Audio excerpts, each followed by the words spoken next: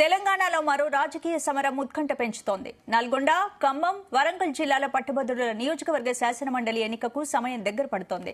నామినేషన్లు, విత్డ్రాల ప్రక్రియ ముగిసింది. మే 27న పోలింగ్, జూన్ 5న కౌంటింగ్ జరగనుంది.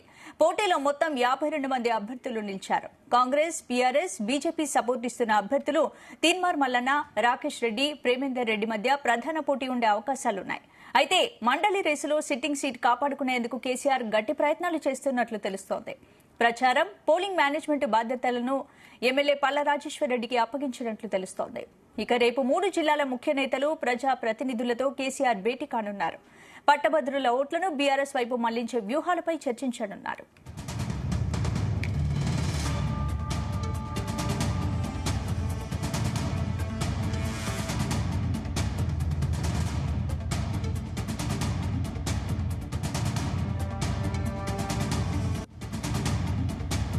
పూర్తి అప్డేట్స్ మా బ్యూరో చీఫ్ నరేందర్ అందిస్తారు. నరేందర్, రైట్ స్పందన. తెలంగాణలో వరుసగా జరుగుతున్నటువంటి ఎన్నికల నేపథ్యంలో ఒక జాతరగా కనిపిస్తోంది. ఎందుకంటే గడిచిన 4 నెలల క్రితం రాష్ట్రంలో అసెంబ్లీ ఎన్నికలు పూర్తయ్యాయి.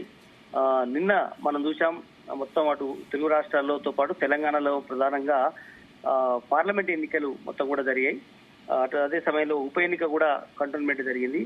బట్ మళ్ళీ ఒక ఎమ్మెల్సీ ఎన్నిక కూడా రానుంది. అయితే దీనికి సంబంధించి ఇప్పటికే నోటిఫికేషన్ కానీ, నామినేషన్ కానీ, ఉపసంహరణ ఇవంతా కూడా పూర్తయింది. ఎందుకంటే ఆనాడు బీఆర్ఎస్ ఎమ్మెల్సీగా ఉన్నటువంటి పల్లా రాజేశ్వర్ రెడ్డి అంటే ఎమ్మెల్యేగా గెలిపోయిన నేపథ్యంలో అంటే అతన్ని రాజీనామా చేయాల్సిన పరిస్థితి రావడం, దాని తర్వాత ఎన్నికలకు నోటిఫికేషన్ రావడం, ఇవన్నీ చకచకా జరిగిపోయాయి. దీని నేపథ్యంలో ఇప్పుడు ఆ ఎమ్మెల్సీకి సంబంధించినటువంటి వరంగల్, ఖమ్మం, నల్గొండ పట్టభద్రుల ఎమ్మెల్సీ సంబంధించినటువంటి ఎన్నిక రానున్న నేపథ్యంలో దీనికి పెద్ద ఎత్తున అప్లికేషన్స్, నామినేషన్స్ వచ్చాయి.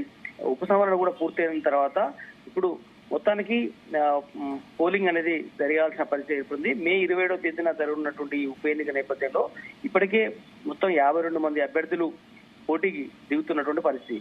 అయితే ఇప్పుడు ప్రధానంగా మనం మాట్లాడుకోవాల్సింది ఏంటంటే, ఇప్పుడు పోటీ చేయదలుచున్నటువంటి అభ్యర్థులు ఎవరైతే ఉన్నారో ఇక్కడ ప్రధానంగా తీన్మార్ మల్లన్న కాంగ్రెస్ ఇప్పటికే బలపరిచింది, అభ్యర్థిగా నిలబెట్టబోతోంది.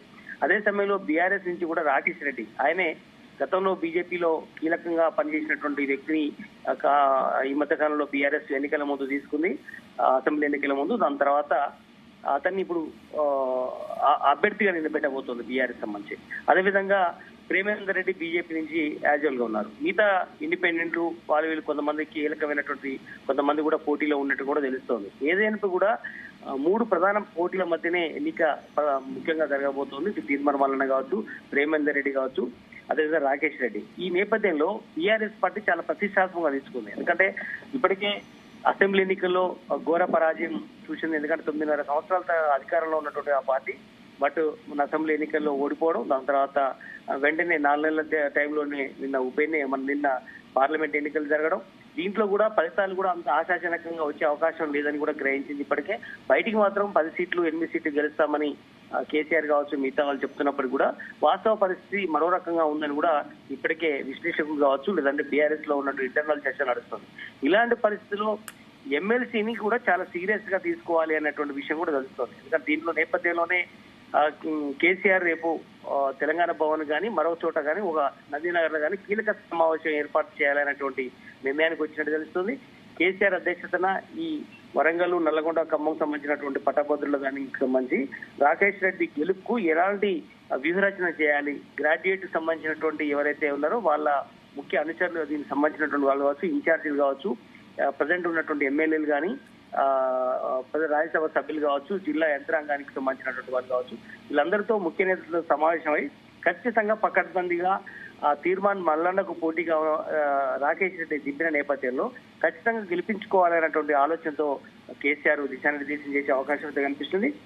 బట్ అందుకు అనుగుణంగా కేసీఆర్ ఖచ్చితంగా వ్యూహరచన చేస్తున్నట్టుగా అర్థమవుతుంది. ఎందుకంటే దాదాపు 63 మంది నామినేషన్ వేస్తే దాన్ని 11 మంది ఉపసంహరించుకున్న నేపథ్యంలో ఇప్పుడు వీళ్ళందరూ కూడా 52 మంది బరిలో ఉన్న నేపథ్యంలో వాళ్ళలో ప్రధానంగా అటు కాంగ్రెస్, అటు బీజేపీ అభ్యర్థి ప్రధానమైనటువంటి పోటీ ఉన్న నేపథ్యంలో బట్ ఇప్పుడున్నటువంటి పరిస్థితి ఎలాంటి వ్యూహరచనతో వెళ్ళాలి, ఎందుకంటే ఈ బాధ్యత అంతా పల్లా రాజేశ్వర్ రెడ్డి గతంలో ఎమ్మెల్సీగా పనిచేశారు కాబట్టి ఆయనకే ఈ బాధ్యత అప్పగించి ఖచ్చితంగా ఆయనని సెంట్రిక్ గా మొత్తం మిగతా వాళ్ళని కొంతమంది ఇన్ఛార్జీలు వేయాలనేటువంటి నిర్ణయానికి అయితే వచ్చినట్టు తెలుస్తుంది.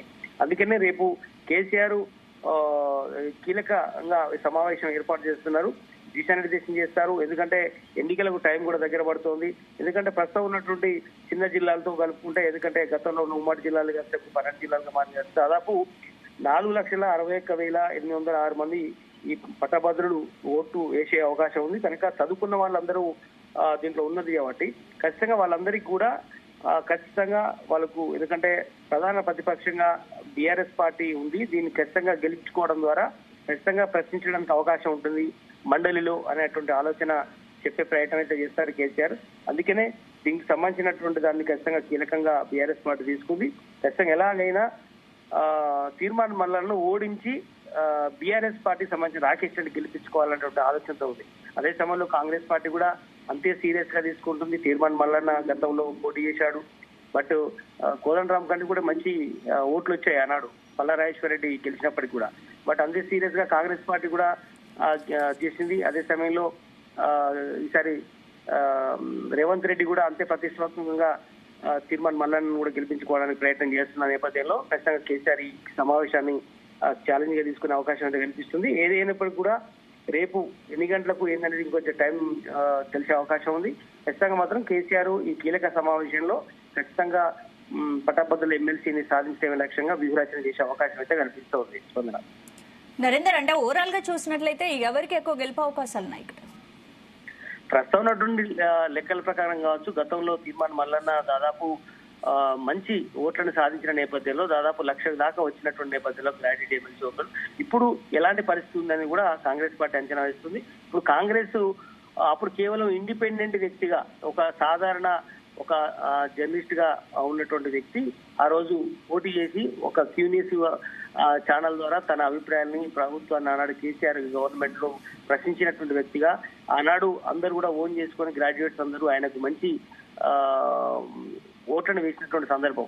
పల్లారాజేశ్వర రెడ్డి ఆనాడు బీఆర్ఎస్ సంబంధించినటువంటి అధికార పార్టీ ఆనాడు గెలిచినప్పటికీ కూడా కోదండరాము ప్రొఫెసర్ గా ఉన్న కోదండరాము కంటే కూడా ఎక్కువ ఓట్లు వచ్చాయి. కానీ ఇప్పుడు కాంగ్రెస్ పార్టీ ఓట్లు తీర్మాన్ మల్లన్నకు సంబంధించినటువంటి సానుభూతి ఓట్లు కావచ్చు, లేదంటే కాంగ్రెస్ సంబంధించినటువంటి మెంబర్షిప్ లో నమోదైనటువంటి ఓట్లు కావచ్చు, ఇట్లా ఖచ్చితంగా ప్రభుత్వ సపోర్ట్ ఉండడం వల్ల ఖచ్చితంగా తీర్మాన్ మల్లన్నకు అడ్వాంటేజ్ అయ్యే అవకాశం అయితే ఉంటుంది.